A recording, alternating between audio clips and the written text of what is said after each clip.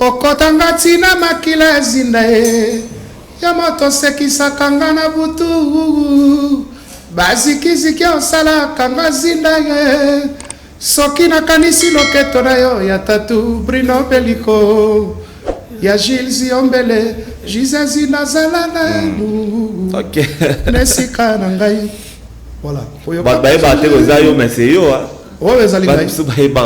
Des bandes à London TV avec des Bruno original.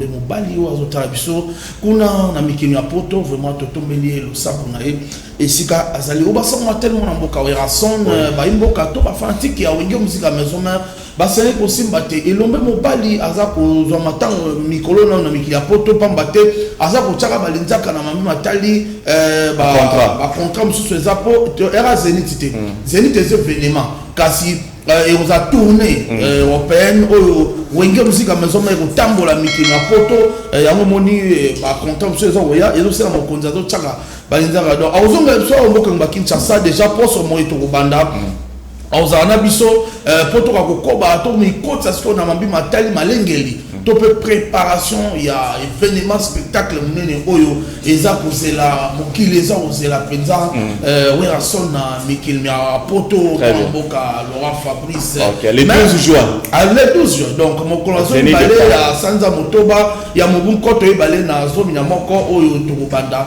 de mokonzo mboka wera sona ko ingele susu pona ba itano mokoka na Zenith de Paris on a connu ça pour tout le monde makala matika la po eza événement ko eza opesi mbwa ko merci Roger moto et l'équipe mais balanga nzembo ba parfait d'hiver na mboka Kinshasa bakani maboko te donc des bandes à London TV avec des Bruno original les ou bien à Panama ou bien wapi mutumoka lo ngai bwazali nazo like Sabino Werason azana poto mais Werason mususu azana bisawa Gitor il vient de Brazzaville c'est un artiste et musicien Bobo Naïra Randengazali bonjour Gitor petit Wera bonjour Laurent Fabrice Nello Belli papa Laurent Fabrice puis Roger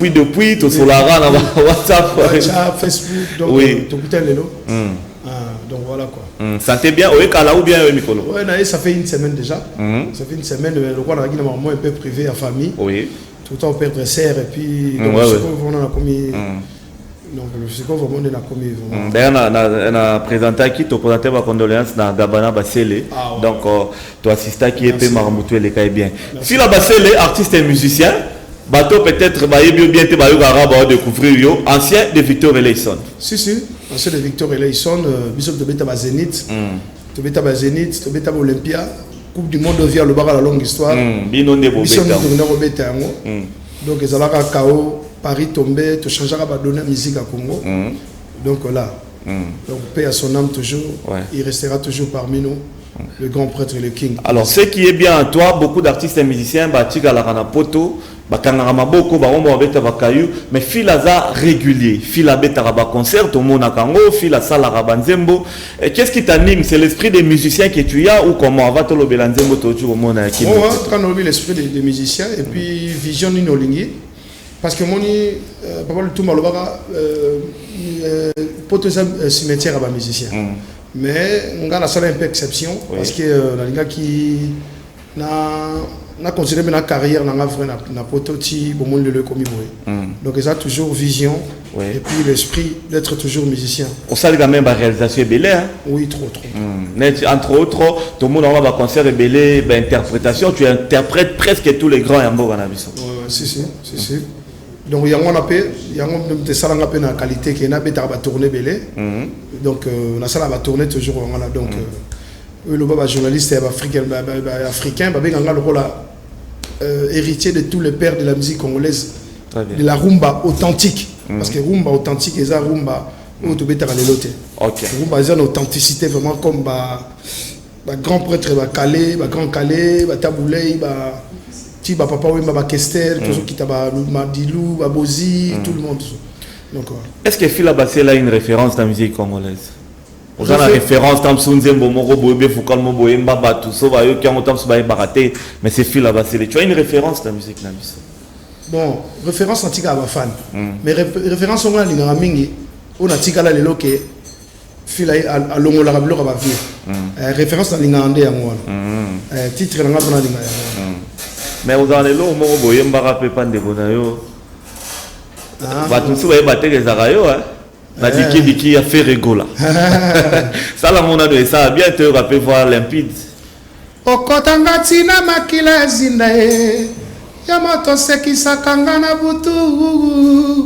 bazikiziki osala kanga zinda ye soki nakanisi loketo na yo ya tatu Bruno Beliko ya Gilles Ziombele Jizazi nazala na ok nesika na ngai voilà ba te ozayo mais c'est yo ouais ezali ngai ba baraté ba bulaka continuer à faire la so mba moko. Bon, c'est la vie, hein, mais si bah, il va d'abord déjà. Bah, si bah, il va déjà. On va attendre un voyage, on va créer un problème, mais le temps que message monsieur sera difficile à capter, oui, capter, mais c'est déjà capté. Écrire là, problème, mais aussi leader à bas F, on a payé et ça va polémique qui fait là. C'est Rimo Betato, le fil à passer les leaders à bas F. Bah F, la musique n'a pas basé belé. Et ça, les titres Badbachaka. Parce que mon homme a un titre selon capacité à Zaramo. Bateau va passer comme leader, va être fameux Ike. La tous les bons leaders est fameux à m'amener. Pour moi, ça n'a fallu Talara. Talara Massaranga Fali. La rose leader, Talara Mass vient à Bisso Félix Oisé. Félix Oisé quoi. Vous avez le leader là-bas, ma tête tout, au côté. Na banga Kombona, mais babité na championnat. Il y a danger. Pour que l'on va tabouler, papa Wemba, F2. Bonsoir, vous voyez, mané m'a sauté maloba, paye mes salaires, moi a sauté maloba. Il fallait m'a sauter, mais au pénal donc fidèlement. Très bien. Avec le timbre na bango en plus. On a m'a bango na luka ba voix na bango. Mais quelqu'un peut chanter les autres, oui, mais en chantant dans sa voix. Donc on a ba technique on a donc. Madilou ba pépé calé. Celui Madilou OK Madilou na luka be voix ngo, on va mélange on a vraiment. Ndé sala ke ba benga leader va être F. N'accepte qu'ils ont difficilement, mais bon, tant que nous avons c'est ma qualité, quoi, je peux dire. Très bien, merci beaucoup Phila Bassel. Alors, l'information avec toi, c'est cette chanson Tochurota là, il y a Kinbo Peto, dédié au gouverneur Jean-Tini Ngobila, Kinbo Peto. Il y a la poto, Kinbo Peto, on dirait pour notre biso wa Kinois, wa Congolais, ba musicien moins au bazar na Gisasa. Kinbo Peto. Mais yo de loin na poto, quel est le sentiment qui t'a animé pour n'avoir manzembo na Kinbo Peto? Moi Jean-Tini Ngobila bimi moi mingi. Bon, sentiment ezali que d'abord Jean-Tini Ngobila c'est un avant azala déjà gouverneur il y a Kinshasa. Oui. Il y a un maire abisso na Friza parce que ngai no kesa taboulé à Friza, ba vie à Friza parfois ba solista ba za na posa na na bimba bloc à taboulé na bango. Oui. Le toyaka na Kinshasa na bango na mara. Donc akay ya gouverneur Jean-Tini Ngobila on a za ma indombe vraiment akay wana cœur wana za rango et tout chakinga. Après temps on a kepe na yepe na zongi koto na biso to zalara. Na oki comme gouverneur. Na oki ba changer ba konjasika. Président de la République la Simananga gouverneur et puis constant na yo ça na bi les gens peuple mususu bazo juger ba konzi avant ba banda musala. Et on a pessi, on a savait qu'on a boule que il faut tolinga d'abord bango, tout juger bango 5 ans après. La polémique tout est au salaire.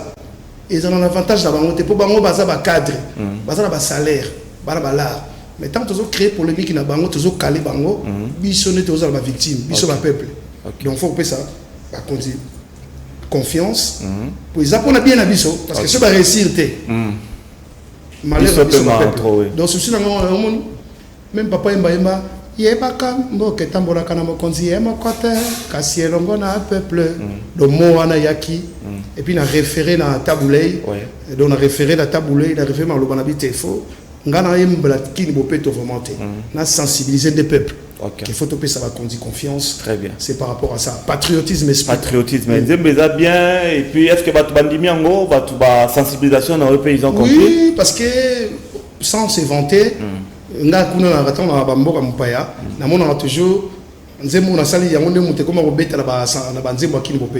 la première chanson, il y a Kini Bopeto.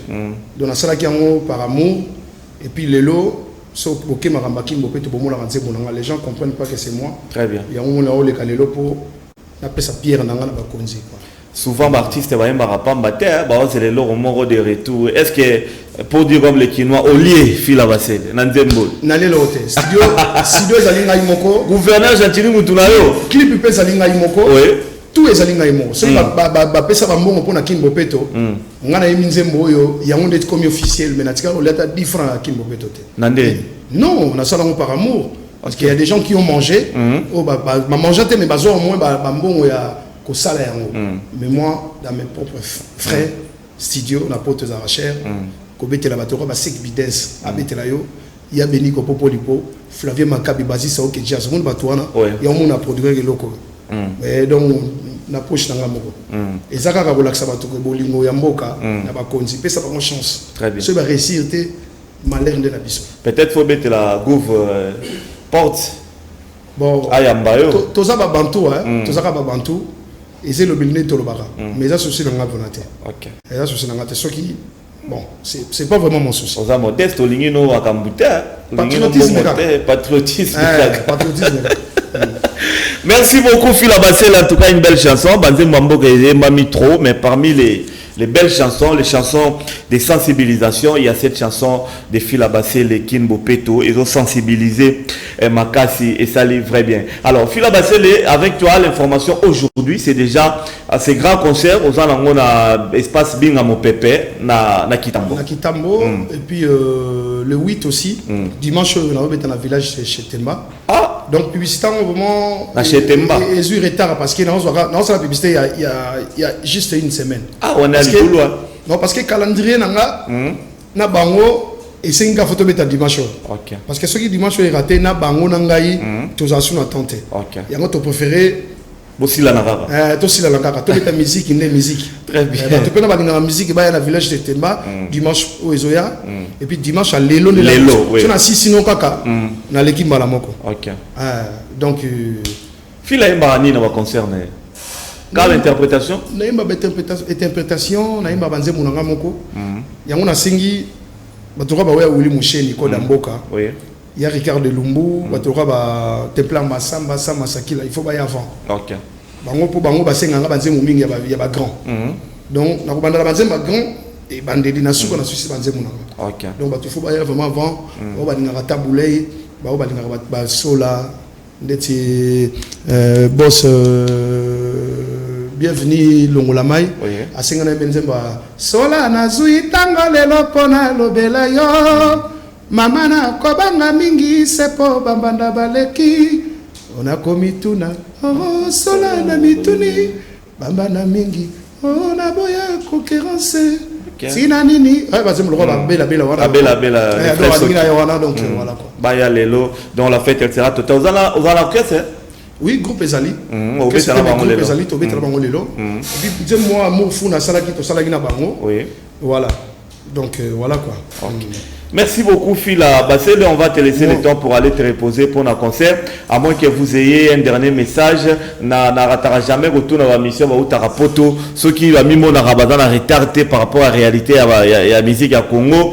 Après bino jeune artiste et bimi Fila Basel vous a perte de vitesse vous a retardé par rapport à balé qui no babimi na sim après. Ça dépend.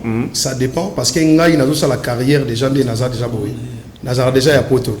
Donc on le voit que des gens peso selonga tous en grand avance parce que les lots na Congo les Cameroun ça mana selembao mais moi na bombo éviter mais biso na poto to yebi donc c'est moi bimi si c'est la succès na masina to na kitambo biso na poto to yeba mais moi na ngale ma yeba te. OK. Yango monde to sera toujours à l'avance. Mais sur le plan il y a succès il y a makambu banini. To sera toujours en avance selon là parce que selon ndenga na. Mais sur terrain ça bongote. Bon en général to rôle ba que ça la perte. En général. En général perte. Mais à quoi Fila va s'installer na qui ça le roi bande comme soupe va s'installer pour na évolution carrière na bango. Lingi poto trop. Avec le temps. Avec le temps. Il faut s'attendre à temps avec le temps.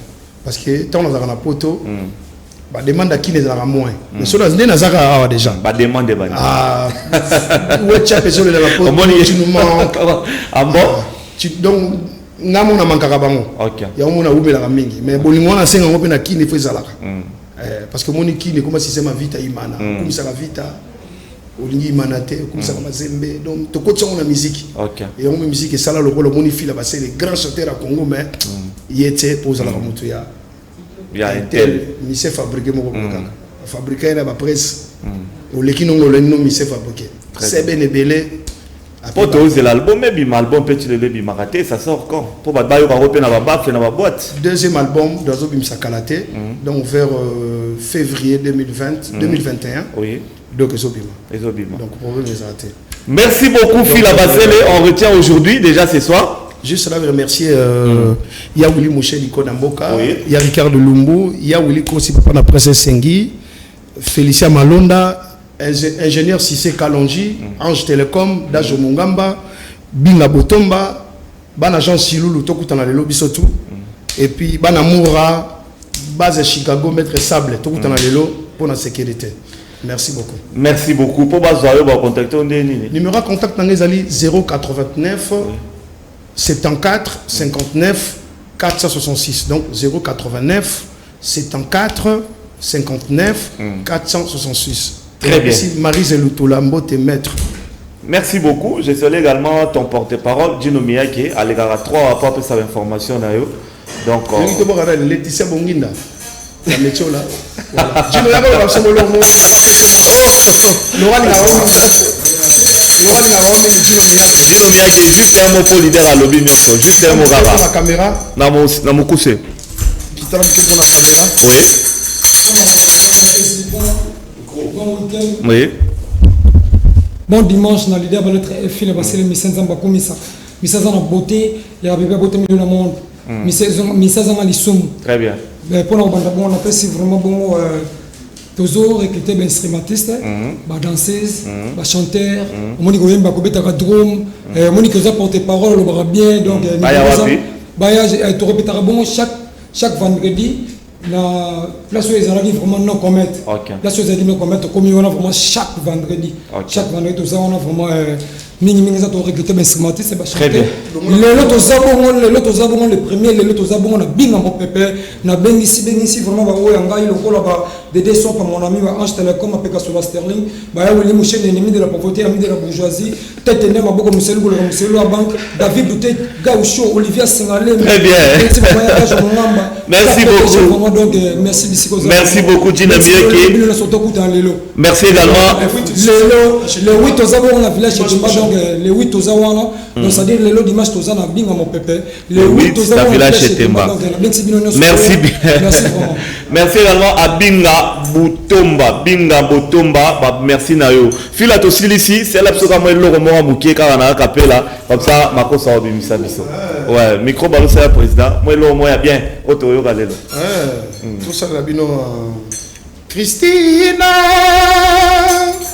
nakosenga na yo bosa na ngai nasali nyonso ekoki po tosangana na mariage Christina awa nalobi nyonso nzoto ekoningana lokola na pio monoko elobi kasi motema ekokanisa kaka na sherie monoko edeside kasi motema ekokanisa kaka na sherie Christine a changé motema pote tolingana kaka na boporo na biso Christina je vais recevoir Nepsino ne bandelike batu balami balé na mokili Ngalora Fabrice le maréchal dans Tamsou Indonésie ou bien à Panama ou bien wapi mutumoka lora ngai bwazali nazo like sabino Werason azana poto mais Werason mususu azana bisawa Jitor il vient de Brazzaville c'est un artiste et musicien Bobo Naïra Randengazali bonjour Jitor petit Wera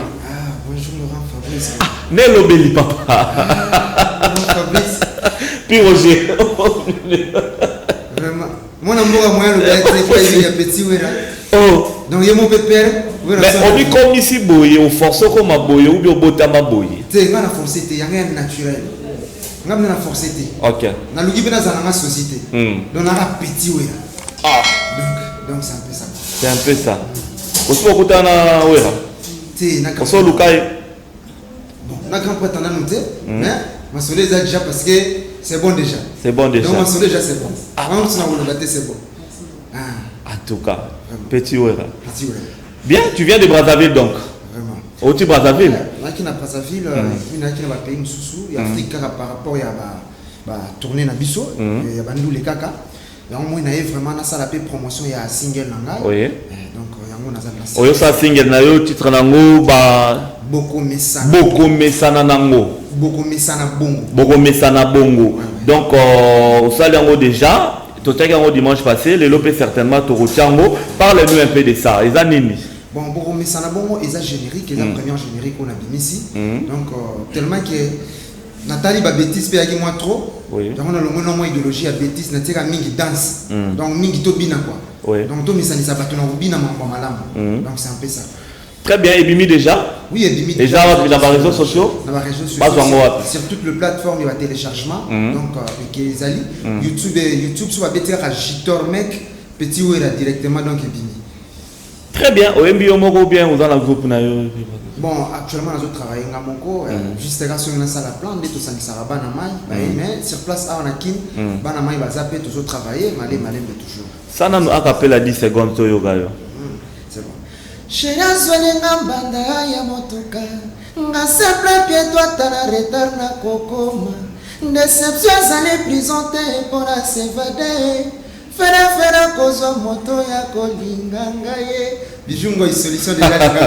Merci beaucoup Jitor Petit Wera, et ça a un plaisir de la Yambio. C'est vrai, je crois certainement que Wera aussi, c'est ton idole. Oui, vrai, vieux Penasa idole Nangai. Et puis via la préparation à Zénith, pour votre confirmation, on a dans la Zénith de Paris. Oh, ouais, vraiment. Donc, la salle. Dans la 4 salles, on a Petit Wera en live. Donc, mingi ya olobeza te to bombi mususu quoi. Très bien. Donc na makasi ya Louis Otoko et maman sociale na niveau Mikili et puis Erlen Kasangana et Mabogo Wester Stevie Okito l'international. Na profiter pe kana pesa ba remerciement vraiment na car bazongi singa lisu na vie ya mutuka. Merci beaucoup Erlen Kasangana et Nakar, merci Louis Otoko et maman sociale. Bijou Ngoy solution la Matador. Très bien. Les amis de Jitor Brazzaville, manager d'Estimas Trésor Bikota Lineker Vos Cabino tout président président TK Christophe en tout cas dans les libres tout quoi. Il y a pas dans moi ouais dans cousé 10 secondes. Mais sanga ma Chantal alors Fabrice vraiment madame on dérangera trop la WhatsApp les nazis. Merci beaucoup Petit Wera Jitor et ça est bien vrai bien. Numéro va rappeler ça comme ça tu reçois que ça n'a surtout bazana pour ça va contacter un numéro na ngazali 082 44 844 51 Manela 082 44 844 52. Très bien. 51 plutôt. 51 à la fin. Merci beaucoup Petit Wera. Na sepeli bomo na yo ndengo uti Braza oyo otala biso na zik sa bango. Botala nga mingi kuna. Vraiment. La totale retro. Très bien. Trop vraiment. Merci. Merci mingi pe na ba fan surtout à maison. Et idée mo ezali pe au 4 sakuna. Tout le monde a roga tout ça l'interview ba Doudou Kopa quoi ça extra musique à Nouvel Horizon on a occupé bazo frapper makasi et ça la biso très bien bande ko baye be na Braza pe Sénat de Barbosac des épées Tabambo Tebele président Jules président fédéral à MLC Brazzaville Bambo Tebele Sika Bozali merci Petit Wera. Merci beaucoup Laurent Fabrice. Tout le monde à une prochaine. Merci la Bijou Ngoy solution la Matador. Et ami Yann Mambo, tu es un guerrier. D'ici là, aux zones de la Moussala normal, dans l'univers, groupe, télévision et pas le boss Eric Mandala. Donc, de très très bonnes guérisons à toi, Yann Mambo. Bon retour au pays au président Bruno Lubika, bon à propre. Depuis le mercredi déjà, président Bruno Lubika, Zana Bisso, bon à propre. Bon dimanche à toi, le président Bruno Lubika. Je vous rappelle que mon invité, mon deuxième invité déjà là, René Lokwa, Soso Pembe, Mabele, Elisi International, Azana Bisso Torobeta, Masola Village chez Temba. Et à bon TV, Nangango, ma commando motote. Wenge musique à maison mère. Bonjour Pierre Roger. En tout cas, mbote na Laurent Fabrice Ndemo Mbinga. On était dans l'homme des blousons Serge Makos, réalisateur passe dans la beauté là on là t'as trop Serge Makos mbote sika aux autres la biso. Mbote alifiki il y a les mêmes ya aussi na tata mokonzi comme on est na wenge mon mboka wera son elombe mobali aux autres la biso kuna na mikini ya poto vraiment totombeli le sapo na et sika azali obasa tellement na mboka wera son ba mboka to ba fantique ya wenge musique à maison mère basali kosimba te elombe mobali aza kozwa matango mikolo na mikili ya poto pamba te aza kotiaka balinzaka na mami matali bacontra mosusu eza po era Zénith te Zénith eza événement kasi ekoza tourné européenne oyo wenge muzika maison moko tambola mikili ya poto yango moni bacontra mosusu eza koya ezosala mokonzi azotiaka balinzaka donc azonga biso mboka ba Kinshasa déjà poso mo etokobanda auzana biso poto ka kokoba to mikotsa siko na mambi matali malengeli to pe préparation ya événement spectacle munene oyo eza kozela mokili eza kozela penza wera son na mikili ya poto mboka Laurent Fabrice les 12 juin le 12 juin donc mokolazo balé ya sanza motoba ya mobu koto balé na zomi na moko oyo tokobanda de mokonzi mboka wera son na ko ingela susu pona ba itano mokoka na Zénith de Paris pour que ningisa pour tout le monde makala matika la po eza événement ko eza opesi imbo ko merci Roger moto et l'équipe mais balanga nzembo ba parfait d'hiver na mboka ba Kinshasa bakani maboko te donc baza ko kobaka na miloni ya répétition kana limité 14e miri wa parce que to ingela ka na mambi watali miloni ya répétition merci moi na mboka Roger mais en tout cas pour na biso banekanga marche ka banekanga banekanga en tout cas na féliciter président Clément Yoti ko sangisa banekanga nyonso boeza blague te to sangana ki to oti ko tambola marche de santé mo kitoko na bénédiction il y a fondation Widal et l'ombe mobali papa Gilwando le grand baleine vraiment Simbote naibi ke soso pembe o abiso moko apesa biso lolendo a pena biso l'air mo wana to meka mpe ko nyonguma sombele ezalaka sombele suka bisanga bolobo suka bingwale malo suka Kinshasa botala wapi ngai puis Roger na comme na suka basoma tellement mboka wera son ya mote na zongi sapena lolaka epai ya langanzembo ya talo parfait d'hiver tikana pesa bon retour au pays bozongi la na mboka na le président Bruno Lubika mbongo propre yena félicité po mbongo ne aliaka na bato mbongo na yosko yo liaka na banani ozala mbongo moliko kabate ozolia mbongo na banani tokotala likaba bien vraiment président Bruno Lubika mbongo propre bambote na yo baby sugar bébé formidable Piros de Bondo Pipina azotala ngai masana ngai et pourquoi pas le boss Papi Kaloubi MDD izola asomalanga tukine asomalanga wa bisomo ya lingwala awa na bosani était présent Bruno Lubika et le représentant valable à panneau solaire MDD business fiston Ituku Serge Makila le dragon de la monnaie ça merci beaucoup. Parfait d'hiver, bon dimanche. Bon dimanche Laurent Fabrice. Ça va, ça roule? Oui, par la grâce de Dieu, ça va. Je dirais d'abord un bon dimanche, bonjour et bon dimanche à mon patron, le big boss, le roi de la forêt, qui séjourne présentement au niveau de Paris, là où il était parti pour le vénément, comme vient de le dire, notre monobélie, Roger, international, comme je l'ai toujours appelé. Donc voilà, ensemble, le big boss est au niveau de Paris. Il a signé le contrat pour le concert, en tout cas tant attendu du Zénith de Paris, le 12 juin, le samedi 12 juin 2021. En fait, c'est le bon vent de l'album Formidable qui s'annonce déjà très très bien parce qu'il devrait normalement, d'après les producteurs, ces concerts devraient normalement avoir lieu au mois de décembre, mais vu la pandémie du coronavirus, Weranson, en tant qu'ambassadeur de la paix aussi, voulait que nous puissions repousser, n'est-ce pas, cette date pour caler au mois de juin, donc le 12 juin, le rendez-vous est pris pour le 12 juin. Comme venait de le dire puis Roger tantôt là, qu'il y a toute une tournée, il y a vraiment une tournée, mais l'événement c'est le Zénith de Paris, le 12 juin 2021. Et puis bientôt là, il sera ici à Kin pour, n'est-ce pas, des répétitions intenses, la question de préparer le spectacle, parce qu'il a toujours visé le spectacle, comme on l'a fait dernièrement au village Chitimba. Donc le concert de Zénith pour la 5e fois. Je pense que tous les fanatiques de Wenge Musique à Maison Mère disséminés à travers le monde auront vraiment du mal parce que la salle deviendra, n'est-ce pas, petite. Voilà, on est là. Je crois que Parfait sera là aussi sur le podium, ça nous fera plaisir. Alors, Sans Conquérant. Sans Conquérant. Sans Conquérant, c'est la chanson, n'est-ce pas, que j'avais dédiée à Hugh Genzing en vente de dollars, Rouge Black Panther, Prophète Pigeon. J'ose croire que dans les prochains jours, nous allons organiser notre émission là de samedi. Voilà, avec, n'est-ce pas, la collaboration de Serge Makoso, Highlander. Voilà, on va, n'est-ce pas, préparer cette émission pour parler décortiquer la chanson. Décortiquer parce que le clip est déjà disponible, le clip HD de la chanson Sans Conquérant. Donc voilà, consommer, télécharger parce que c'est déjà sur toutes les plateformes de téléchargement. Je pense que l'essentiel a déjà été dit par Pierre Roger. Je m'en vais directement souhaiter. En fait, il y a Moto Borabato. On a les grands journalistes. Laurent Fabrice, au monde ba plateau ba télé ba excellence ba tala ba biso. Il faut peler au balanga nzembo ba ya kabalo ba rapé bolo ba parfait. Un bon français. Il est connu pour ça. Batolo la bandi manaka full option ba. Très bien. Batolo ba John Mabaya Batamayele bazo. Merci bien. Vraiment félicitations. C'est un ancien collégien pour moi. Très bien. Donc je m'en vais saluer mon ami le ministre du tourisme. Isabelle Zola Bonkolo. Donc je te salue là où tu es. Et Chansar Manang, le directeur du cabinet, voilà, je te salue. Je vois Assom Malang à Toukin. Donc dès qu'on descend ici, donc dès qu'on finit, nous descendons là-bas. Assom Malang à Toukin, donc au niveau de Willery, voilà.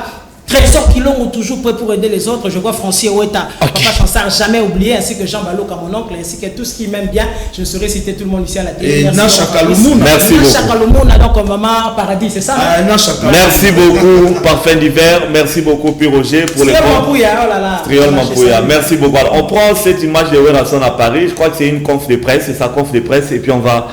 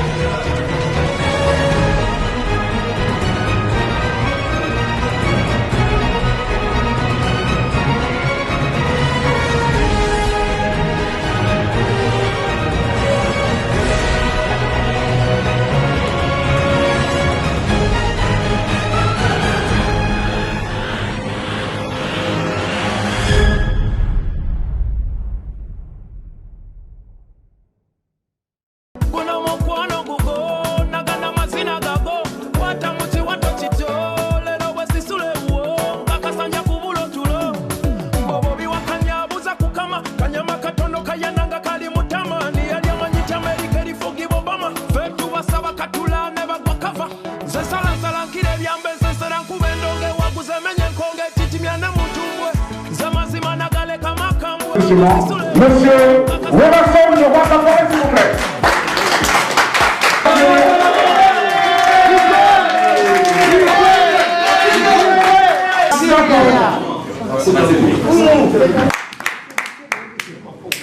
Bonsoir à tous. Bonsoir. Merci d'être venus malgré l'annonce tardive de cette conférence de presse que nous avons dû organiser en fonction des événements et de la situation sanitaire un petit peu tôt cet après-midi. Vous vous trouvez actuellement dans un magnifique pavillon qui est géré par la société Overlook Events. Overlook Events est une société que vous ne connaissez pas bien, mais qui est une grande société qui organise de très grands concerts, et notamment des concerts type ciné-concerts, symphoniques, etc., dans des grandes salles, avec comme dirigeant Romain Danois qui est à côté de moi. Je vous remercie, j'espère que vous allez pouvoir communiquer à tout le monde et faire en sorte que les 200 personnes qui soient là se multiplient pour atteindre les 6 000 places que compte le Zénith très rapidement. Je vous remercie à tous. Vous êtes venus aussi nombreux, comme disait Bertrand, un peu à la dernière minute, mais aujourd'hui pour nous c'est un véritable événement. Et Bertrand, donc, mon collègue, a tout dit, mais je voulais surtout exprimer ma gratitude à Werrason pour la confiance qu'il nous donne. Merci, bonjour, merci tout le monde d'être venu suivre votre star préféré. Amen. Vous avez bien promis qu'il y aura un événement. Je crois au courant du tout que l'année prochaine, il y a un grand concert au Zénith de Paris avec le roi de la forêt. Donc je suis là pour vous. J'attends vos questions. Donc merci.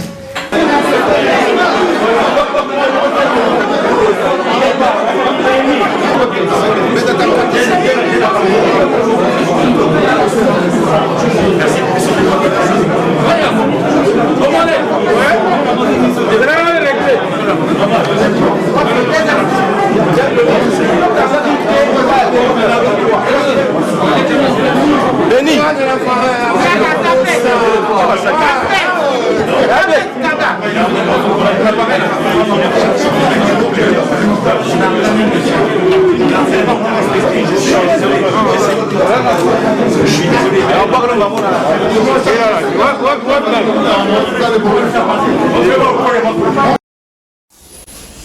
Voilà. Werrason, le roi de la forêt au niveau de Paris, donc il est adulé partout. Bafan Werrason traversa déjà frontières, baza de partout. Voilà, vous voyez Werrason au niveau de Paris, comme l'ont dit ses émissaires, le 12 juin au Zénith de Paris. Bon dimanche une fois de plus à l'excellence Mbongo Néron, Bambote Belé, excellence grand frère propre Zar Rolanda Bisso. Et puis je rappelle une fois de plus, marche de santé, les amis de Laurent Fabrice Batsomi, le dimanche 29 novembre, gare centrale Tina Super Lemba, Somba Polo na yo na 12 000 francs congolais, numéro de téléphone Ezawana au Bengi, Totindo pas trésorière, au Somba Polo, aux Zana Bisso pour après marche, moi et Laura Romelapé et aux Angatepo, na otia président René Laura Mbamba, pas à la jour wana.